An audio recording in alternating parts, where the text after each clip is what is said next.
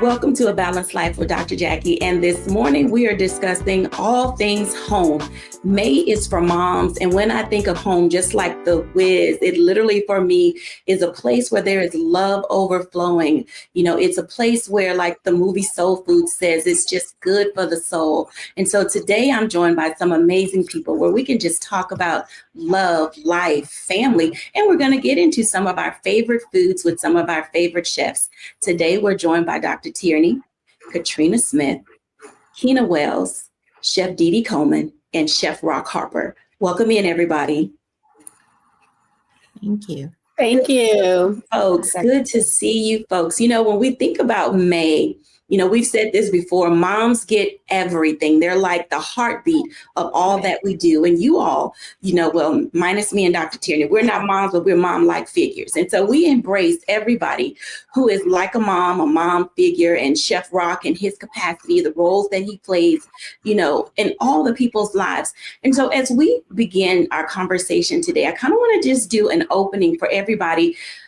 What does when I think of home mean to you? I mean, all of us have come from different places from around, you know, the United States. And when I think of home, there's something that we always seem to think about, or it's a thought, it's a feeling, it's a meal. And so I'm going to start with Dr. Tierney. When you think of home, what does that reminiscent bring to you? Yeah. So I am from Memphis, Tennessee. And so when I think of home, I think of blues and barbecue. Okay, I always like to joke and say I have barbecue sauce running through my veins. And so there's something about when I go home and just the pace of the city and you've heard kind of that Memphis grit, and it's a different feel every time I go home, and just the rhythm of the city, the blues that built the bricks of that city. And of course we have the best barbecue. Sorry, Texas. Sorry, St. Louis. Sorry, North Carolina. Memphis, we take the award on barbecue. So when I think of home, I think of blues and barbecue. When she thinks of home, she thinks of blues and barbecue. And I'm going to tell you, I'm from Texas. We're going to fight you for that. But we're going to let you have it for this show today. Katrina, when you think of home, when I think of home, I am from Hampton, Virginia. I'm from the 757. I think of all things seafood, crab cakes. If you're from Hampton, you know about chickasee. If you know, you know, right?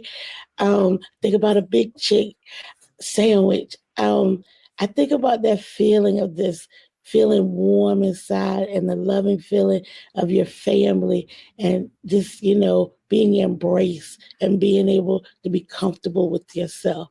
So home to me is just one of the most wonderful places on the world.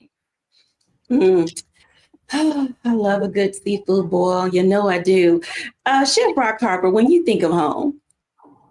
Yes, well, first of all, I know some people that were willing to argue with Dr. T on that barbecue thing, but we're going to leave that there for also. I'm from Alexandria, Virginia, and a little bit of Tappahannock, Virginia as well. So my grandmother and I was raised in Alexandria. And as the chef, I'm going to go a little left, maybe unbeknownst to everybody, but I think of security. Right, I think of safety and comfort and warmth of both of those places, or wherever my mother, wherever my grandmother were, and that came in the form of, you know, a peanut butter and jelly sandwich, which we're not known for, or incredible chicken pot pie or braised short rib. But all of it, as I've grown, I come to understand the way the world is and what was outside of home, whether it be in Alexandria or Tappahannock, and the safety and warmth and love that they showed me, that they provided for us, I should say. Really, when I think of home, that's what I think of just that cocoon of love that both of our queen mothers provided for us. Oh, wow. I can agree with that safety and security, you know, of home. And we're going to talk a little bit more in depth to the next person I'm going to ask a question. But for now, Keena Wells, when you think of home. Well, I'm going to go back to Dr. T. So now you got 2 for 1, because I'm right Down below Memphis in Holly Springs, Mississippi is where home is for me. But definitely gonna second that. We got the best barbecue on that end. Coming out of the South, my husband has won a couple of competitions in the Memphis barbecue cook-off. So I'm right there with you, dripping that barbecue. But also with Chef Rock, when I think of home, it was 3 generations when I was coming up. My grandmother, my mom, it was me, it was my cousins. Every year, all of my family would just come back to the small town, my grandmother's home. So I think of warmth. I think of family, faith. We went to church every Sunday, but we always came home and she made sure we all had dinner together around the table, shared the things that were happening in our lives. So I think of that centerness that keeps us together as a family and the generations that we continue to share that with. Outstanding. I mean, gosh, makes me want to go home. I am from Houston and I love Texas, and there is something about going home. I always say there's no taste like home because I literally go there to eat. Chef Didi, when you think of home? When I think of home, I think about family, and so much food that you don't know where to start. Growing up, we went to church every Sunday. And then when I think of home, I think about going to grandmama's house, or not grandmama, Medea's house on Sundays. And my mom sneaking me that roast with that great gravy that I still yet to get all these years later, that roast and rice, and then going home and my mom having the, traditional Sunday dinner. When I think of home, I think about family, coming over to my mother's, and especially on holidays like Easter Sunday and Thanksgiving and Christmas. And we did it traditional. So we did all the turkey and the ham and the cornbread dressing and the collard greens and candied yams, macaroni and cheese. And so I am so happy to be able to continue those traditions now that my mom has gone to glory. I'm from Montgomery, Alabama, so I go home every either Thanksgiving or Christmas, and I fix those things for family.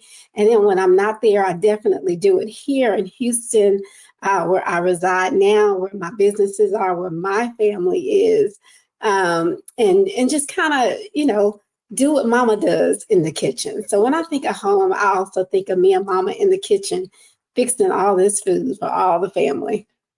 Let's talk about that for a minute. I want to just dive in with Kina and with Chef Didi, because you said tradition and being able to pass down food traditions. Kina and Chef Didi, what does that look like when we think about passing down food traditions or bringing food traditions down that have been passed on to us? Well, I can go first.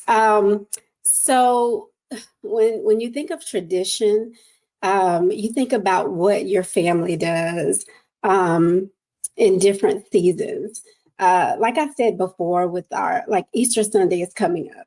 So I already know that, my family from Montgomery, they probably won't do a lot because my mother is no longer there to kind of, cook all the food or whatever. But me, being the one that, as a little girl, watched her every move in the kitchen. So I know exactly how she cooked every meal, what ingredients she used, the love that she poured into it. So that was passed down to me from my mother. So now I'm able to come, and of course they'll miss it. They love to see me come into Montgomery to, cook like my mama. But this Sunday I'll be at my home, Resurrection Sunday, and I'm gonna be cooking, the turkey, the ham, the dressing, the macaroni and cheese. But then also when you make new traditions with my, your new family, like I've been married for 19 years. I have 4 children, 2 bonus children and 2 of my own. So they watch me as well. So I want them to also be able to, grab on to those traditions, but then make new memories with their family as well. At Cooking with a Twist, I've been able to take my mother's recipes and develop new recipes, kind of bring it current so that I can teach these recipes to my participants that come into the cooking class. So that's what it's all about. It's just about grabbing a hold of those things that you grew up with, those foods, those traditions, making them your own, and keeping that love though that you were able to grasp onto when my mom was cooking those meals. So that's what I think of when it comes to tradition and making your own traditions as well. I love that, because traditions play a vital role in who we are and what we do. When we come back after the break, I'm going to talk to Keena Wells, and we're going to continue what it talks about relating to traditions, how we pass them on, and what it means to really allow ourselves to dive in to good home cooking. We'll be back in a moment after the break.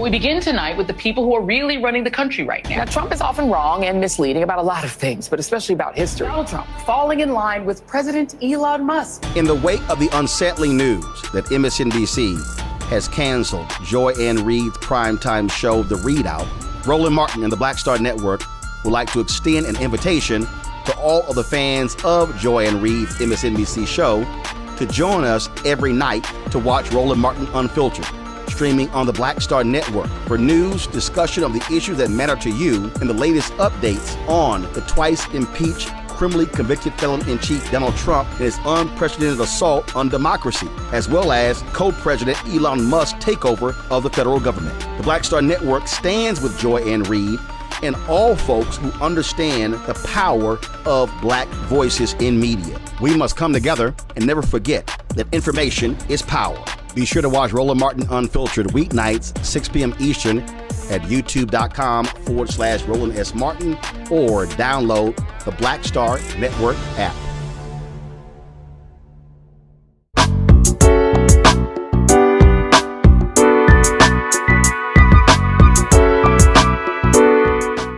Welcome back, everybody.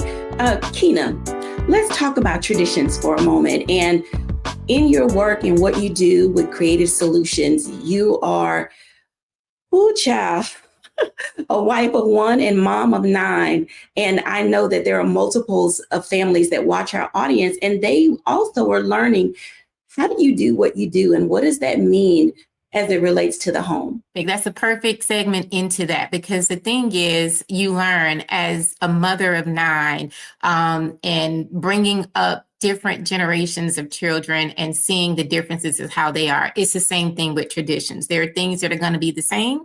There are things that are going to work the same, but each time you have a new child, there are things that are going to be very different because they have their own individuality. It's the same with tradition with food.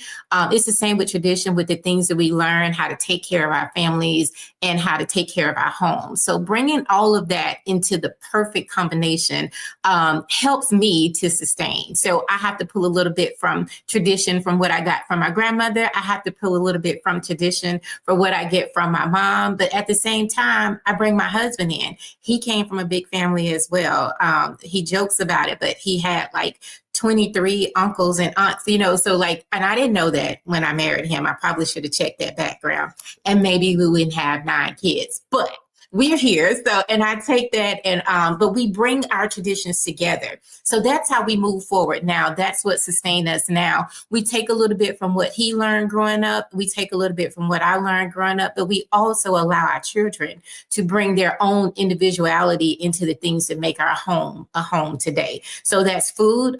We get a kick out of knowing that we bring traditional recipes along. I know how to make biscuits from scratch simply because I cooked. I stayed in the kitchen with my grandmother, but I also learned from my mom how she did some things as well. And then I let my children, who are also very gifted in baking and cooking, bring their own tradition in. Like, what are they learning in school or things now? So we bring all of that together to make our home what we have today. So that's a perfect segue, because you talk about making food from scratch. I can't remember the last time I tried to do anything from scratch. Katrina, Chef, and Dr. Tierney, when she talks about from scratch, I'm going to start with Chef Rock Harper, because teaching kids how to do things from scratch is one thing. And then, Dr. T, you cook, and Katrina bakes. I try to stay out of the kitchen as much as possible. So Chef Rock Harper, when we talk about how we teach tradition and pass those things down, where does it start with from scratch and the love that comes from making things from scratch? Well, I think that it depends on who you are, right?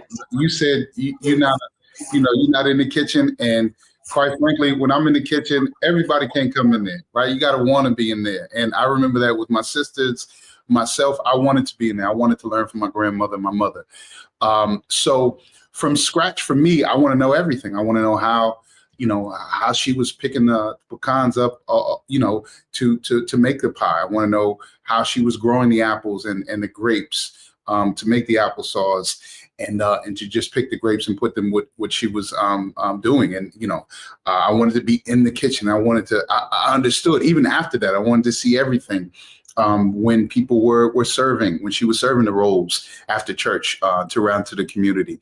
But I think that, I won't act like I'm an expert, because I have 3 children. I can't do it like Mrs. Wells, of course, ever. But I think that what I've learned is that you got to figure out where people can get in and where they can fit in. She said something about, what they're learning at school. So, maybe they're really excited about science or math. And if you're baking, maybe they're the ones that are, very organized. So they need to set the table or go gather some things, but they're not the creative ones that necessarily, or creative in the sense that want to put together the dish.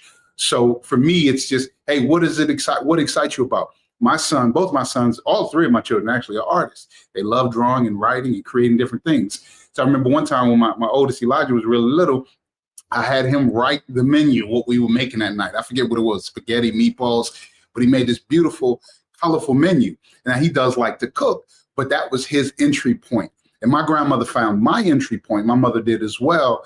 But I think it's really important, as we talk about tradition, to understand that everybody's not going to be a great cook, and everybody, quite frankly, doesn't necessarily love the food, right? Some people, it's okay. They can eat either way.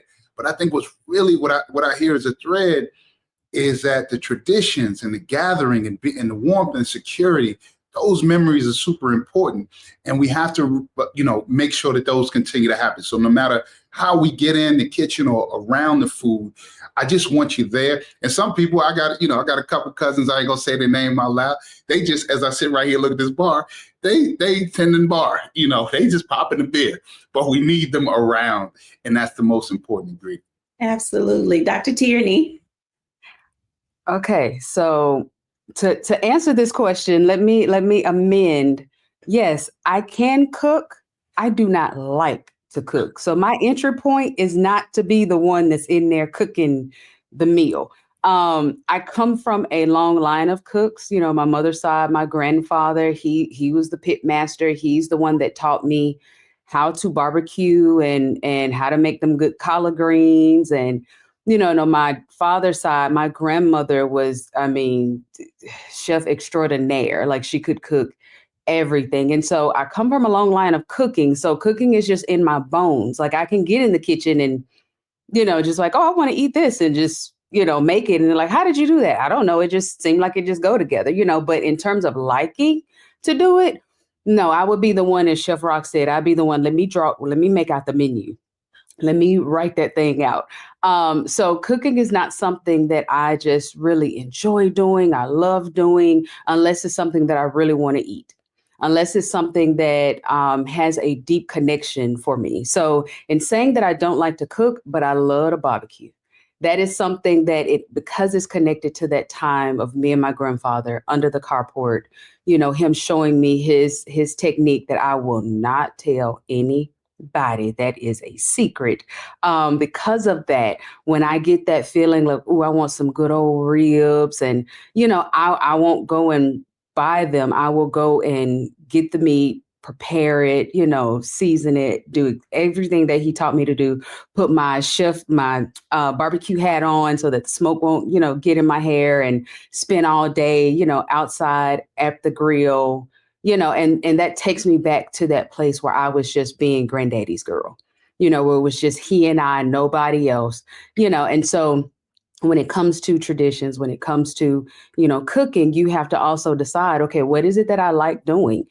So if we're saying from scratch for me is, okay, I took this box cake and I added some extra eggs and a little bit more butter and a little bit more milk, and it tastes just like homemade. But for me, that's from scratch. I'm not going to sit here and roll out no flour, and no, I'm not going to sift and do all of that. Like, that's not my, my deal. But the way that I was taught how to do these different things and the people that it's connected to, that's what really matters for me when it comes to cooking and traditions and from scratch, even if it's from a box.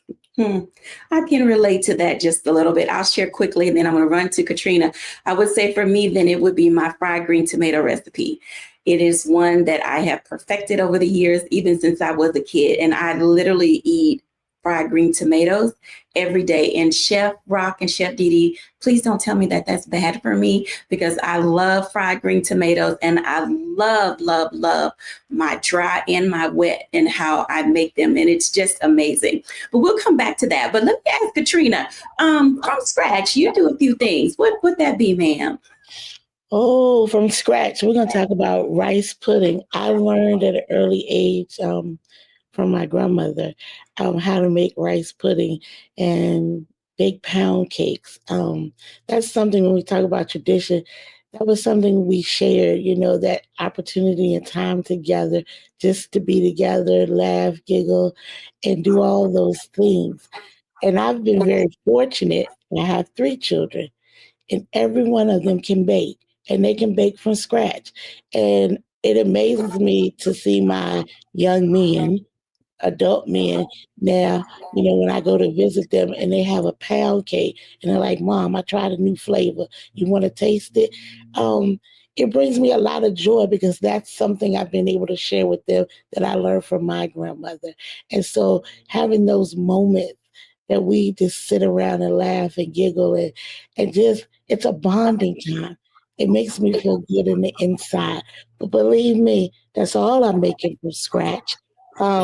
I'm retired from cooking. I've raised 3 children. I have 3 grandchildren. So some days there's nothing in that kitchen that is getting made unless it's a bowl of cereal. So there's something to be said for that. I think that's funny, because all of us, some people run to the kitchen, they enjoy cooking. And then others of us have an aversion. I meal prep. So I cook once a week, and then I may, if I have to fix something to go with it, I'll fix a vegetable or maybe a meat in the middle of the week to add to it. Awesome. In this hustle and bustle and the busyness, let's go around. What is something quick that you would fix that you enjoy in a quick fix? Kina. I mean, people may not think it is, but spaghetti is a quick fix for me. And it's also one that I can add to. It's going to get me, a couple of days. And I feel like the sauce is better on the second day. But that too, pulling that in is quick for me. The prep is quick, and I can get it on the table quickly. Absolutely. Chef Rock Harper. It's either rice and beans, if I have some beans already prepared, or canned beans is all good, or like Kina, a quick pasta, some sort of protein and some veg in it. That always does the trick. Super simple, very quick. Chef Didi. What's quick for me is I'll just pan sear some maybe some blackened chicken. I'll make I know this is extra, but make the house-made blackened seasoning instead of going to buy it. I always like to do everything homemade. Maybe some red or white potatoes, saute a little red bell pepper and onion, and some broccoli. Yeah, BLT, those types of things. That's a quick fix for me. Okay. Katrina, your quick fix. Chicken and rice. That's quick and easy. Down and dirty, chicken and rice. Yes, sear that chicken in the pan, do your rice, chicken and rice. Dr. Tierney.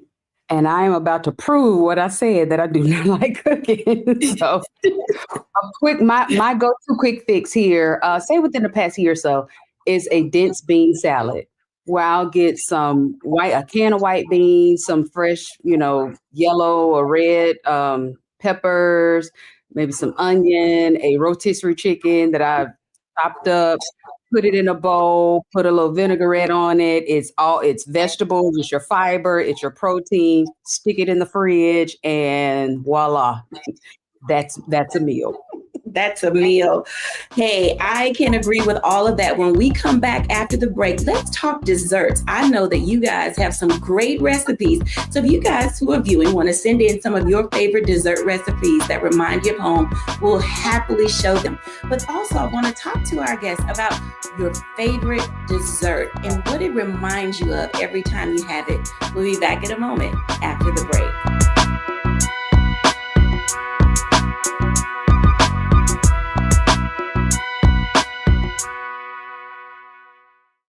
Hello, I'm Isaac Hayes III, founder and CEO of Fanbase. Listen to what I'm about to tell you. The window to invest in Fanbase is closing. We've raised over $10.6 million of our $17 million goal. That means there's room for less than 6,370 people to invest in Fanbase for the average amount. The minimum to invest in Fanbase right now is $399. That makes you an owner in Fanbase today. Go to startengine.com/fanbase to invest. Why?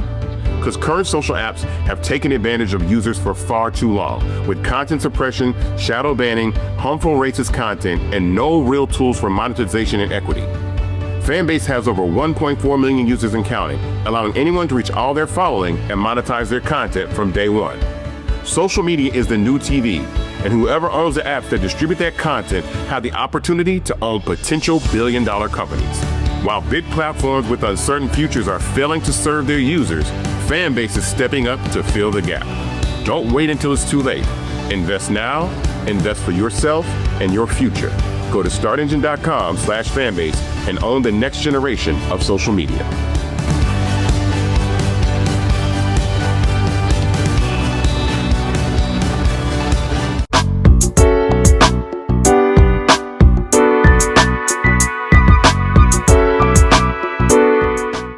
Welcome back, everybody. And we're talking all things food. We've talked about quick fixes. We've talked about safety and security. We've talked about the meals that remind us of our moms and our muddies and all those people who poured into our lives that bring us joy about being in the kitchen. But the best part of the evening is dessert. Oh, I know some of you eat dessert before you have your meal. So let's talk about it.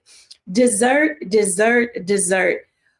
Oh my goodness. I would have to say my favorite dessert is, I don't know where y'all from, pecan pie. Not pecan, but pecan. My favorite dessert is pecan pie, whether it's pecan or pecan cheesecake, homemade, regular. You guys remember you'd go on a family road trip and you stop at the gas station and you get that little Bama pie in the little tin can?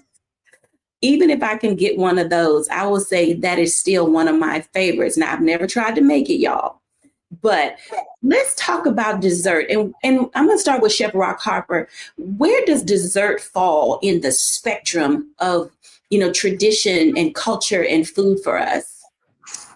Ooh, well, looking at the scale this morning, it's pretty high where it falls. But I think dessert, that's one of those, we talk about music and dance, and one of those universal languages. I think a sweet treat, something sweet, right, is really big in our culture. It's definitely big in the restaurant business. And I think for us, or for me, I should say, pound cake is really high up there. My grandmother made an incredible pound cake. She made a phenomenal anything with apples, but she also made a phenomenal pecan, one of those pies with that nut in it. And I think because it's sweet, because of the sugar and what it's doing in the brain, and it's so good, and it's just that nice little thing at the end that you can't wait to get to. It's just that nice little unexpected or expected surprise, and then you pair it with a little coffee, decaf or maybe a little after dinner drink. It's just it's just, as they say, chef's kiss. My mouth is watering even thinking about dessert right now. But for me, it would be pound cake or pie. Just send me over. Now, a close, a 1B is sweet potato pie. I can eat a sweet potato pie. I could eat a whole pie by myself any time of the year, not just Thanksgiving. And I got to stop talking because I'm getting hungry. He wants dessert right now. Chef Dee Dee. So I kind of grew up on bread pudding. So I took that recipe that actually my aunt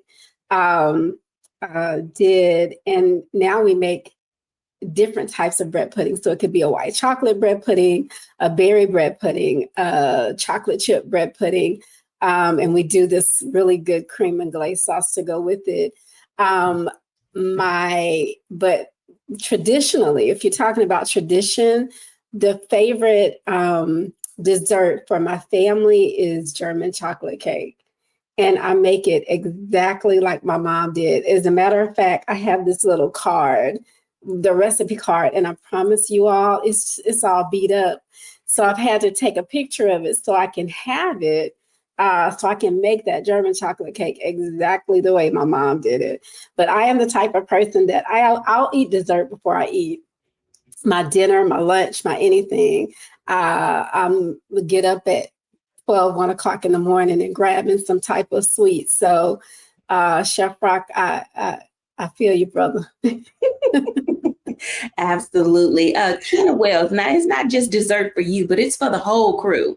What's your favorite dessert? And do you have to fix multiples of different things for the children? So actually, no, they are pretty easy. Favorite dessert, banana pudding. And I'm talking old school banana pudding. Like you're mixing and you're cooking your banana mixture, and then you're letting it cool off and then baking and then making sure that you chill whipped cream and all that after. But my kids love banana pudding, but they pretty much love just about anything. And I mentioned we have a couple of bakers. Like our girls were making lemon bars from scratch, like at 6. So it just came naturally. So if they don't like what we have, they'll get in there and do their own, or they'll have their own little competition. But banana pudding seems to be the thing. My son actually is in his senior year of college, and he makes banana pudding for his classmates, as a thing. So it has carried on into their adulthood, I would say. That's amazing. And it is nice that those things do carry on, from when we were children to teenagers and now into adulthood. Katrina, what's your go-to dessert? Okay, so my go-to dessert that I like to eat is strawberry shortcake or anything with apples. But if you ask me what my go-to dessert to make is a apple, it's like an apple, you throw everything in the thing and bake it. It's so easy, but that's probably my go-to dessert. I would have said pound cakes, but you know what? Chef Rock and them probably do much better than me. My boys can even outbake me now in pound cakes, so I don't even make them anymore. So yeah. Okay, so before I ask Dr. Tierney, just by a show of hands, how many of you all look at the menu at a restaurant and decide whether or not you're going to stay if there is dessert that is good? And I think our audience is raising their hand as well. I literally say, I'm going to determine what I'm going to eat based on whether or not I'm going to have dessert. And I think that is an important part of, just the fact that, as Chef Rock said, dessert is one of those things. It's the culminating of the end of a good meal. It's, having that dessert with tea, coffee, or for those of you who like Baileys and cream, just your after dinner Kahlua. All of those things fall in to place for us. So Dr. T, what's your go-to dessert? And do you bake any? So I should probably start this by saying I like dessert, but dessert doesn't like me. I have to be very careful with my sugar consumption because it could tip the scales into some other health issues. So I typically, when I raise my hand, I thought you were saying look at the menu to see what's on the menu before I go to that restaurant. But I really don't get into dessert that often. I've had to cut out quite a bit. of my dessert just so I can stay healthy. And I want to say that because a lot of times when we are talking about our foods and traditions, and there are things that I grew up eating that I would always eat, that by the time 40 came around that corner, it was like, sugar, you can't eat that no more. You have to kind of push back from that. And dessert was one of those things that I had to start being intentional about pushing back from.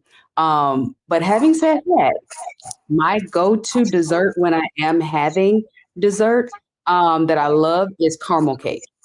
I love a good caramel cake, and that's actually the one dessert that when I get into the feeling of making that caramel cake, because I have to sit there and make that caramel from scratch. It's probably one of the only things that I really do truly make from scratch. Is that caramel.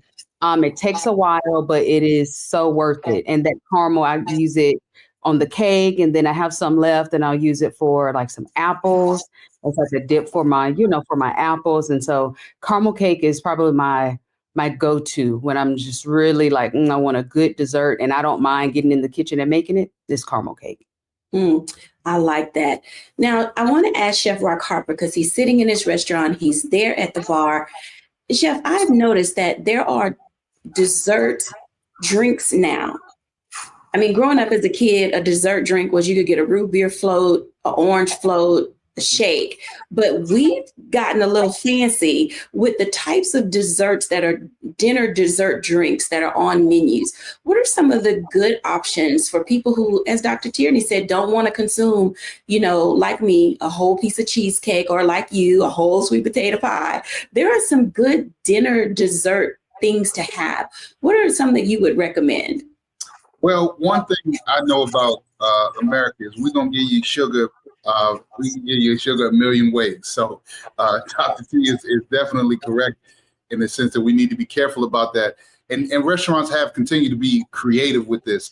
One of my favorites, the easy favorite is sharing, right? So, the old cheesy line from a restaurant, all of our desserts come with 2 forks, but sharing. But a dessert drink is good. You mentioned coffee earlier with a little, maybe a liqueur, some sort of creme liqueur is a good one. I've seen, maybe like a dessert wine, like a Russian ice wine or something like that, where it's sweet.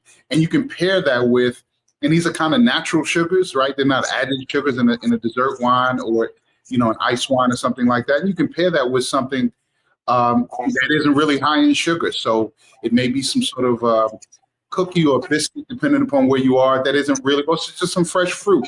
So you get sort of that sweet fix. I've seen I'm in a bar, and I've seen boozy milkshakes, right? Or boozy, concretes or whatever, where people are having alcohol and sort of these, these milkshakes, kind of the kid and the adult combination. But I think, and the other day I had an espresso. I'm trying to remember where it was, but I asked for a double espresso, and they served it with this really little, I think it was a shortbread cookie. And it was perfect. It wasn't super sweet, the shortbread cookie. It was just enough just to contrast with the bitterness of the espresso. And I actually, because I wanted, it got me a little, I said, I got another espresso because I wanted another cookie. I should have just asked for that, but I needed the caffeine. But what I appreciated was the restaurant gave me that nice little sweet treat. I didn't have to get a big dessert. It was a value thing. They gave me something I didn't expect, so it was beautiful. So I think, finding that sweet little mix, there's so many different options that you can get at a restaurant. Thank you for sharing that, Chef Rock. When we come back, everybody, after the break, let's talk about what it means to gather around the table. This is May, we're talking about moms, but there are other opportunities that'll be coming up over the summer, Father's Day, summer picnics, and all of those things. And we just need to gather around the table. When we come back in a moment after the break.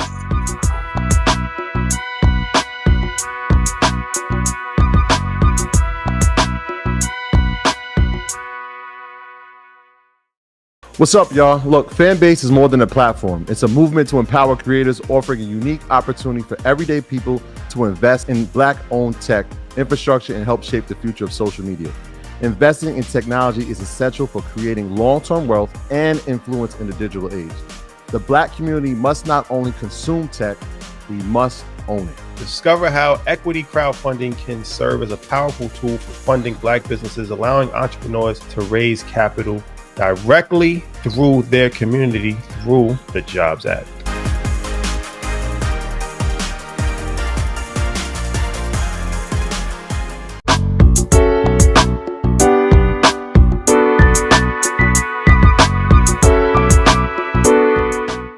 Welcome back, everybody, to A Balanced Life with Dr. Jacquie. And we're talking about moms, we're talking about tradition and culture and food and all the things that surround these momentous occasions in all of our lives.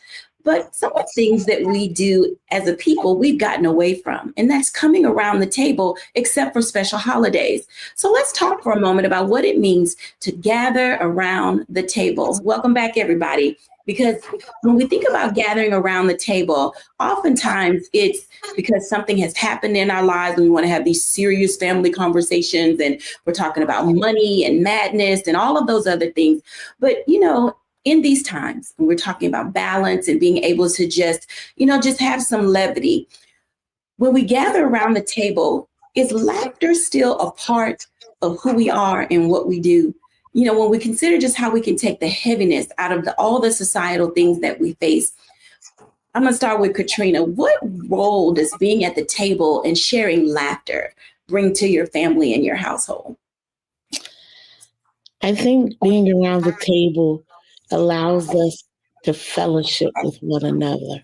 I think growing up, that was the place. Everybody came to the kitchen. We sat around the table. We talked about everything. As people say, we put everything on the table. We laughed, we cried together, we fellowship, all over good food. But that was the one place in the house where everybody came. When somebody came to your house, your grandma, your mom, your big mama would say, you want something to eat? And you go to the table, because that was a safe place where you could just take your armor off and have an honest conversation.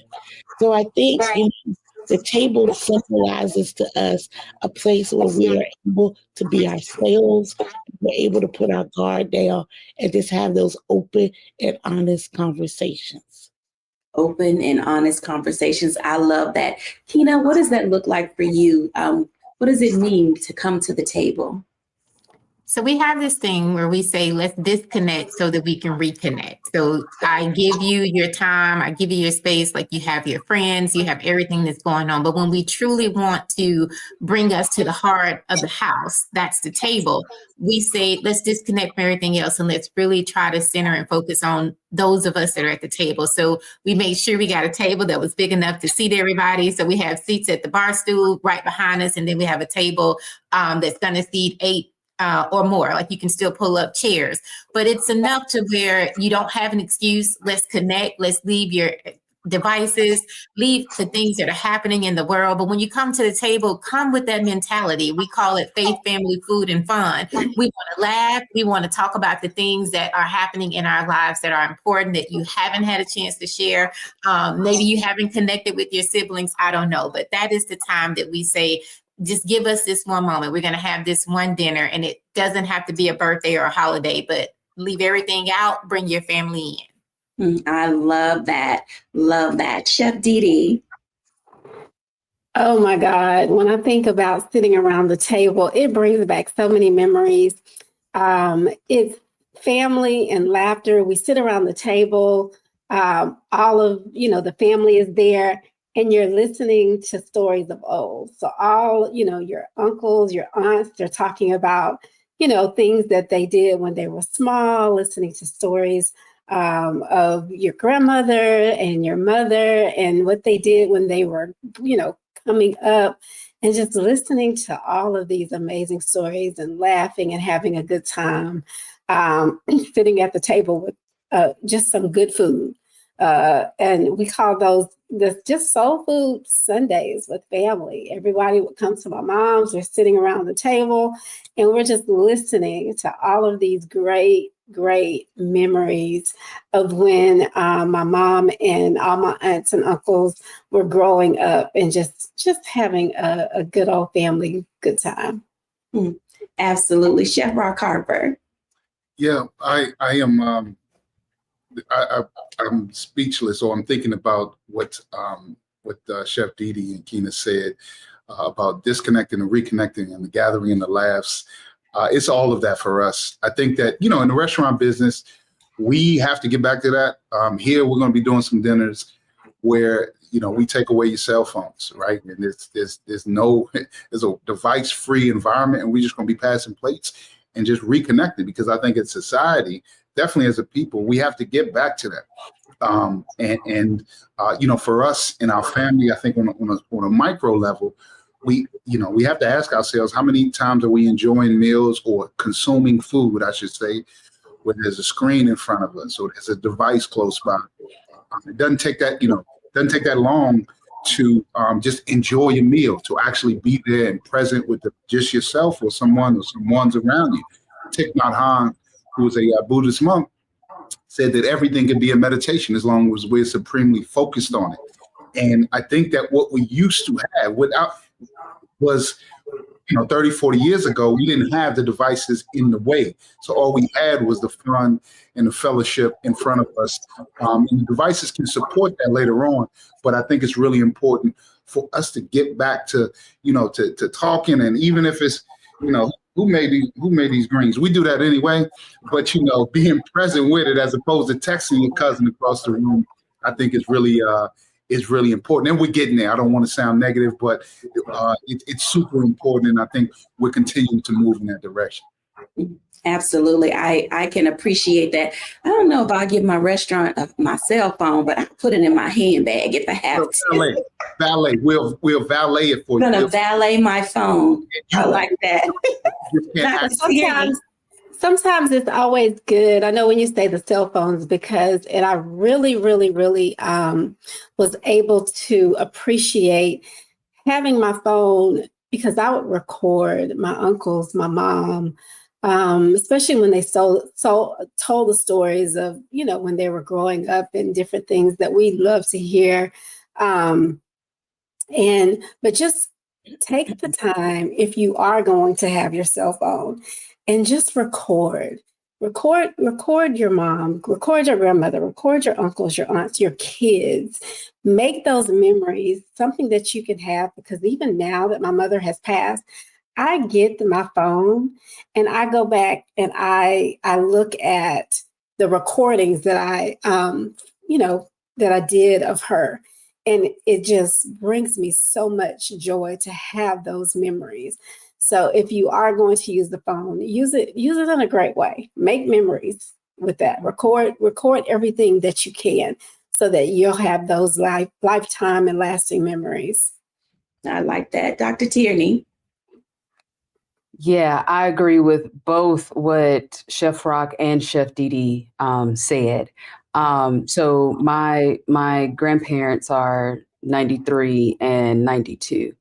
And so I've done the recording. I've taken my actual camcorder home and recorded Granddaddy making those greens and recorded, him in action. And it's so good to have that and be able to go back and play that and watch that and see it in real time. And especially when I get ready to make those greens or fire up the barbecue grill, I'm like, what did he say? And I can go back and watch it. And it's not just me reading the recipe, but actually me engaging with him in real time, and one day he's not going to be here. And so I'm going to I already cherish those recordings, but it'll have that much more of a place in my heart because I took the time to have that recording and have that time with him. But I also agree with what Chef Rock was saying, and it's something that I actually practice in my own home. So as we said, I do not have children.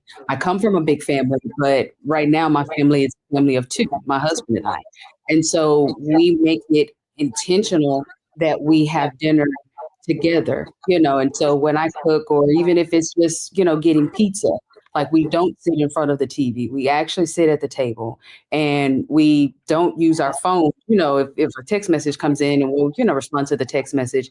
But it's just like this unspoken agreement that he and I have that regardless of whatever happened in the day, regardless even if we're upset with each other, we're still going to sit at the table and we're still going to have this meal together, have this time together, even if after that meal, he has to go back, to whatever it is that he's working on, or I have to get back to something that I'm doing in my business. We're going to take time to connect in that moment, have the conversations or laugh with each other, or, even if it's, and I'm just being real, even if it's that we're sitting here eating and we're just staring at each other because I really don't like you right now, but we're going to be intentional about coming to this table so that connection is still, is still there on that micro level. So then if one day God does, the family, that foundation will already be there, and so it starts with 2 and then it can multiply outward from there. I love that. I know we got to go to a break, and I'm going to give my reflection, but we like to call in orders in our family. I want to know from you guys, what is the one dish that has to be on the table, and it has to be made by a specific person? I know that wherever I go home or when I go home, my sister-in-law, Lavita, and her corn casserole has to be on the table. And I don't care what gathering it is. So think about that for a moment. Who and what dish has to be on the table when you show up? I'm going to start with Katrina. So my mom doesn't cook anymore. So a lot of times when I go home, I bring it. But I would say my kids would say when they come home, the one dish that has to be on the table is homemade macaroni and cheese. And now my daughter makes it. That would be the one dish that has to be there. Mac and cheese. Chef Dee. It has to be collard greens with homemade cornbread. And we don't eat it with a fork. We get that cornbread and, get it in those greens and eat it. So, definitely collard greens and cornbread. All right, Keena.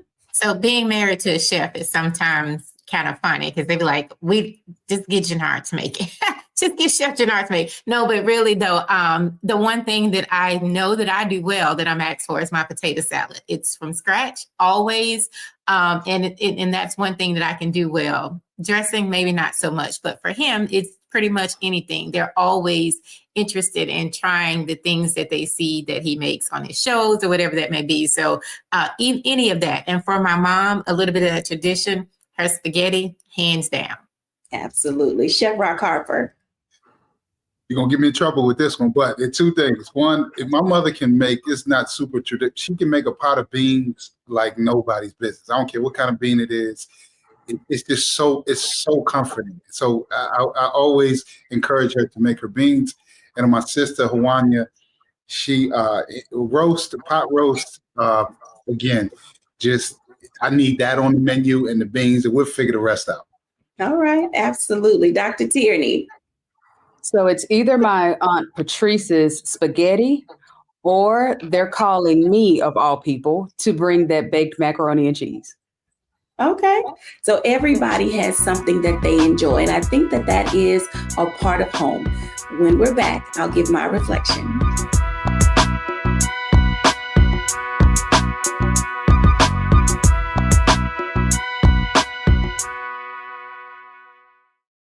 Hello, I'm Isaac Hayes III, founder and CEO of Fanbase. Listen to what I'm about to tell you.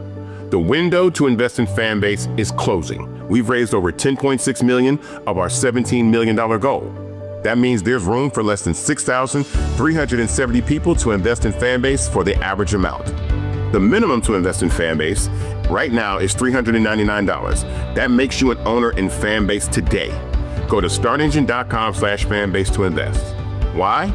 Because current social apps have taken advantage of users for far too long, with content suppression, shadow banning, harmful racist content, and no real tools for monetization and equity. Fanbase has over 1.4 million users and counting, allowing anyone to reach all their following and monetize their content from day one. Social media is the new TV, and whoever owns the apps that distribute that content have the opportunity to own potential billion-dollar companies. While big platforms with uncertain futures are failing to serve their users, Fanbase is stepping up to fill the gap. Don't wait until it's too late. Invest now, invest for yourself and your future. Go to startengine.com/fanbase and own the next generation of social media.